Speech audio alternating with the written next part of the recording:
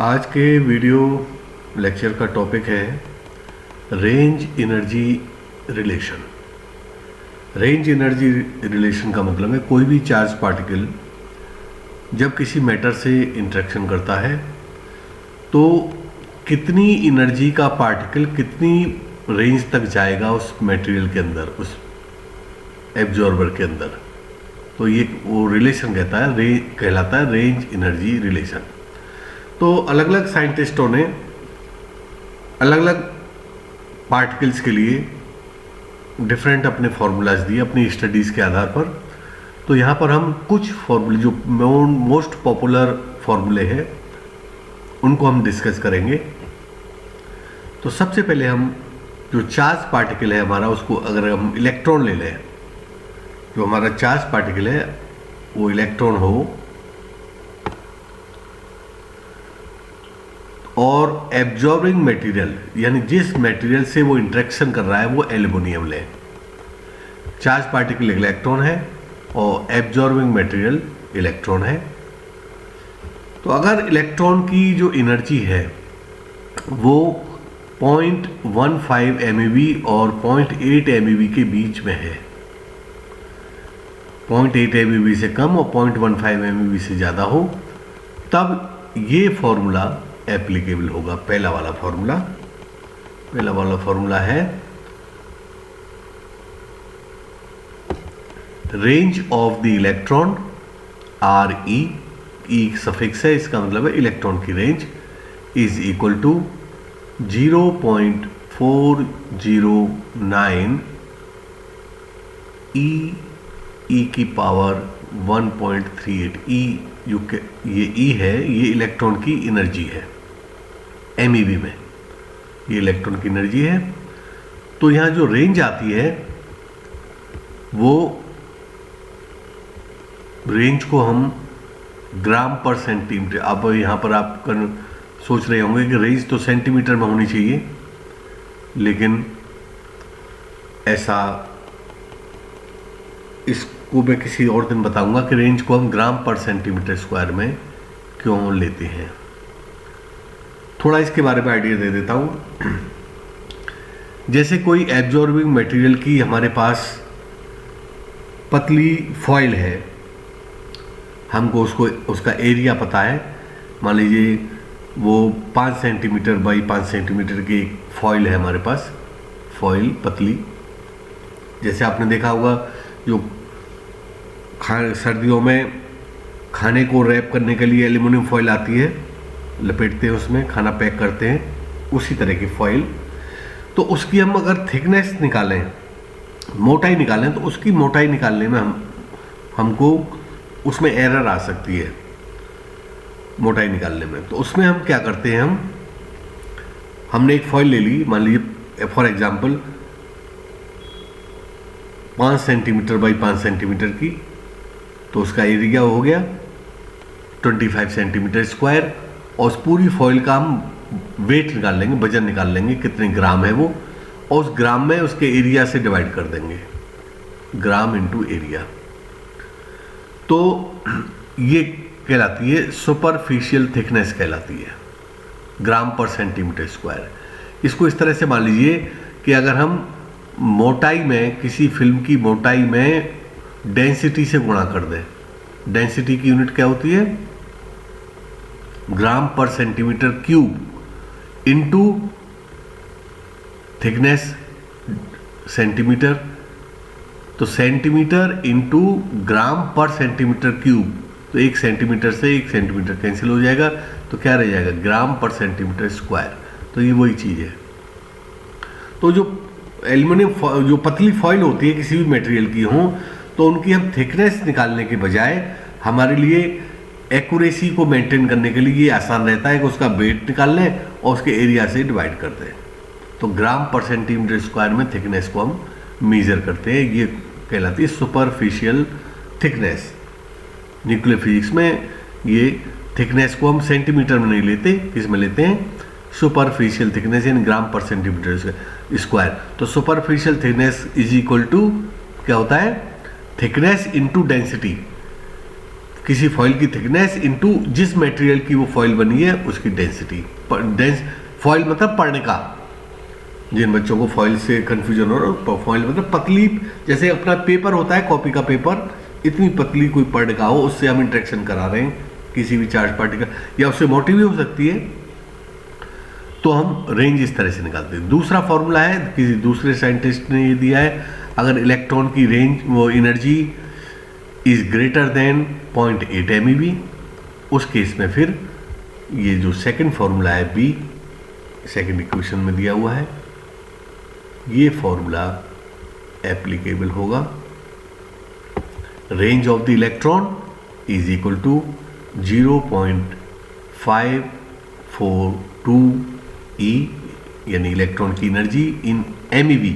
यहाँ पर जो अगर हम सब्स्टिट्यूट करेंगे वैल्यू, तो मान लो किसी इलेक्ट्रॉन की एनर्जी 1 MeV है, तो हम यहाँ पर 1 सब्स्टिट्यूट करेंगे, E की जगह पर 1, यानी 1 इंटू 10 पावर m की जगह 10 पावर 6 इंटू इलेक्ट्रॉन वोल्ट ले लो, 1.6 इंटू 10 पावर -19, ये सब नहीं करना है, जो वैल्यू है वो MeV में रखनी है।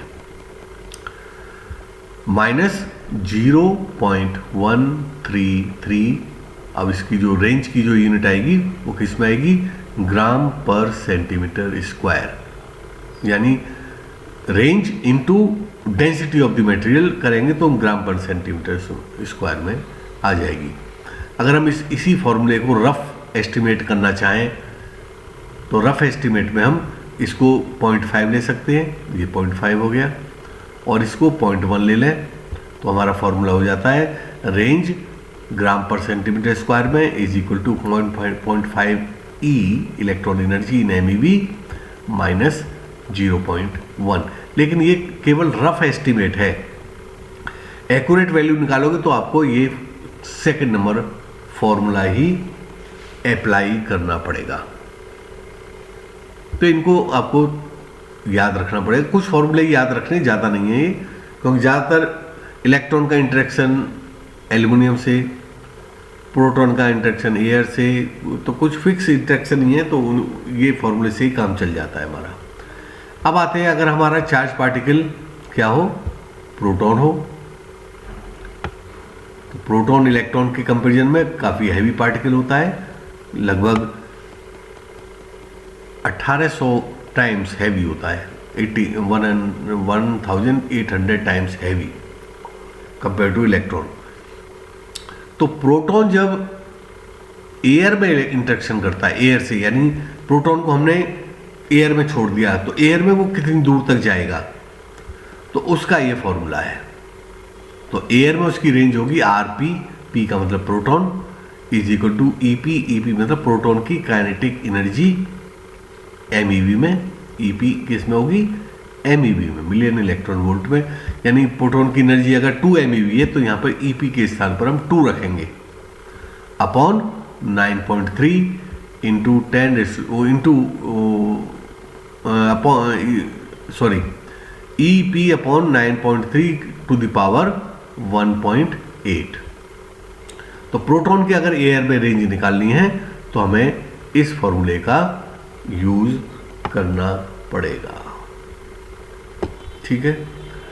यहाँ पर RP क्या है, हाँ ये चीज़ ध्यान रखना है, यहाँ पर तो रेंज किस में थी, ग्राम पर सेंटीमीटर स्क्वायर, क्योंकि वहाँ पर हमने मटेरियल लिया था, एब्जॉर्बिंग मटेरियल, कोई एल्युमिनियम लिया था, यहाँ पे एयर है, तो इस वजह से जो रेंज यहाँ पर ली है, अब एयर की कोई थिकनेस, एयर की कोई फॉइल तो हो नहीं सकती जिसकी हम वजन निकाल लें और उसका वो निकाल लें, तो इस तरह से यहाँ पे जो रेंज आएगी वो मीटर में आएगी, रेंज मीटर में होगी, और इलेक्ट्रॉन प्रोटॉन की जो काइनेटिक एनर्जी है वो MeV में यूज करेंगे। नेक्स्ट, अगर पार्टिकल हमारा अल्फा पार्टिकल हो और वो एयर में एयर से इंटरेक्शन करे,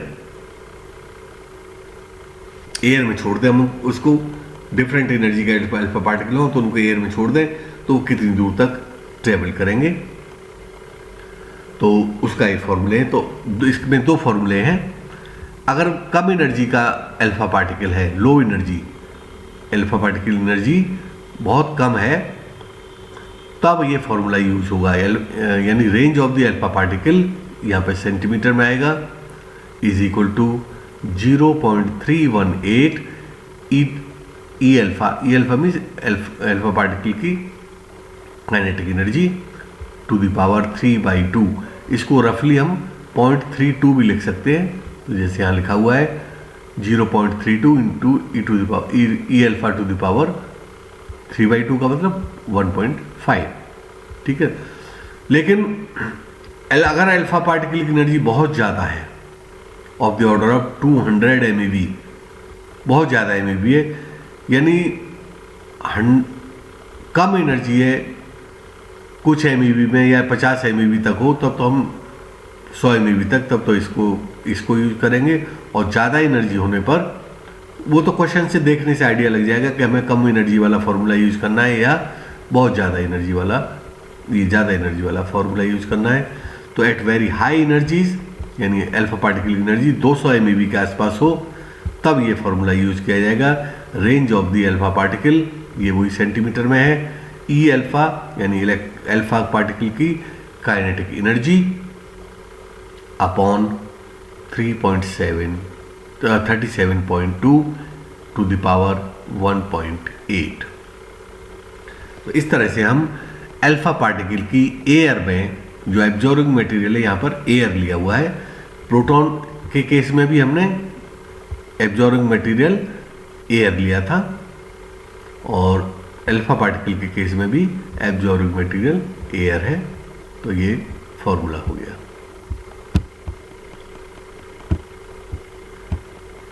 इसके बाद बीटा पार्टिकल्स क्या होते हैं? बीटा पार्टिकल्स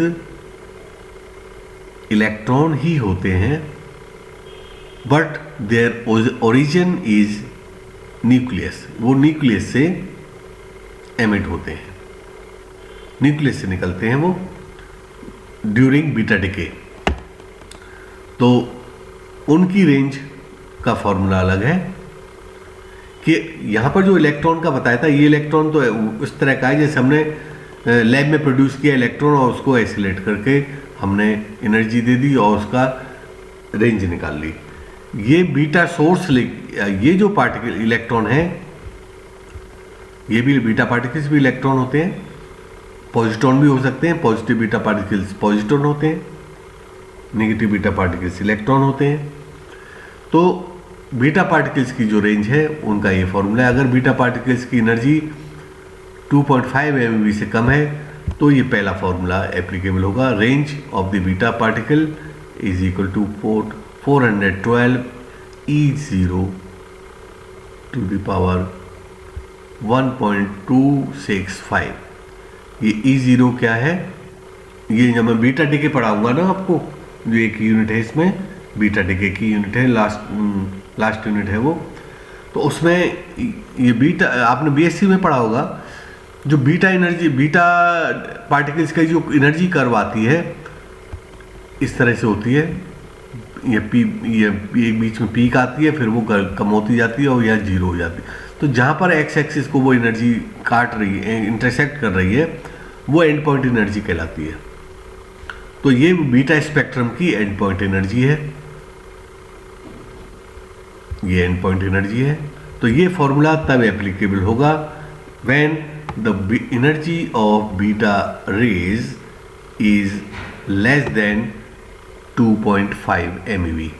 और अगर 2.5 MeV से ज़्यादा एनर्जी है बीटा रेज की, तो फॉर्मूला हो जाएगा range of the beta particles is equal to 5.3 EE, या भी वही एंड पॉइंट एनर्जी है, -106। ये एंड पॉइंट एनर्जी है। आप चाहें तो BSc की कोई बुक निकालकर बीटा स्पेक्ट्रम देखना, और उसकी जो जहाँ एक्स एक्सिस से वो लास्ट में इंटरसेक्ट कर रहा हो, वहाँ पर वो एनर्जी कहलाती है and point energy. And point energy का मतलब बीटा डीके में इलेक्ट्रॉन की जो मैक्सिमम काइनेटिक एनर्जी हो सकती है वो एंड पॉइंट एनर्जी हो सकती है, उससे ज़्यादा एनर्जी नहीं हो सकती। तो ये एंड पॉइंट एनर्जी कहलाती है। इन सब के बाद अलावा एक फॉर्मूला और है, relative stopping power of the absorber. अब मान लीजिए आपको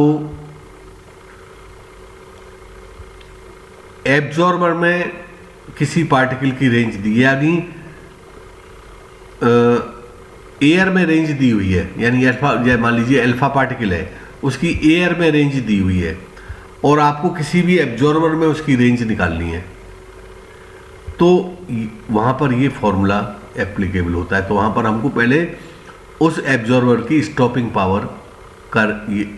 पावर पता होनी चाहिए, तो हम उसकी एयर की रेंज को एब्जॉर्बर की रेंज में कन्वर्ट कर सकते हैं, या एब्जॉर्बर की रेंज को एयर की रेंज में कन्वर्ट कर सकते हैं। जैसे इलेक्ट्रॉन की किसी एब्जॉर्बर में रेंज दी हुई है, अब क्वेश्चन आ जाए कि उस इलेक्ट्रॉन की एयर में रेंज बताओ, तब ये इस स्टॉपिंग पावर का यूज होता है।